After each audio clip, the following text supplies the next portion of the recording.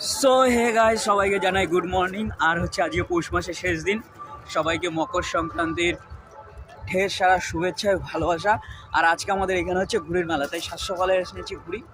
এই প্লাস্টিকের ঘুড়িটা এনেছি কারণ এখন তো সকালবেলা শিশির, কাগজের ঘুড়ি ফেটে যাবে। আর আজকে যে ঘুড়ির মেলা বর্ধমানে, তার একটা জলজান্ত উদাহরণ হচ্ছে আমি এই পুকুরটা দিয়ে ঘুরে বেড়াবো। তো পুকুরের একটা জিনিস দেখাচ্ছি তোমাদের। হ্যাঁ, এই দেখো, আমি এসছি, এসে দেখছি একটা ঘুড়ি পড়ে রয়েছে। হ্যাঁ, কেউ নেই এইখানে। আর এইটাই হচ্ছে ঘুড়ির মেলার সব থেকে বড় প্রমাণ যে আজকে এরকম ঘুড়ি পড়েই থাকবে হামেশা। দেখো, এই একটা ঘুড়ি কেটে পড়ে রয়েছে, আর এই ঘুড়িটা আমি নিয়ে নেবো। আর আজকে আমাদের এখানে আকাশে ভালোই ঘুড়ি উঠছে, এদিকে ওইদিকে।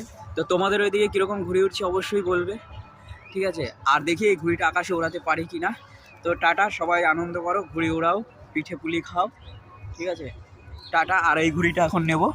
ভাই, সাত সকালে আমার কপাল খুলে গেছে, এসে দেখছি পুকুর পাড়ে একটা ঘুড়ি পড়ে রয়েছে। আর দেখি কত দূর কী উড়াতে পারি, আর কটা আমাকে কে কত কাটতে পারে। তো টাটা, বাই বাই।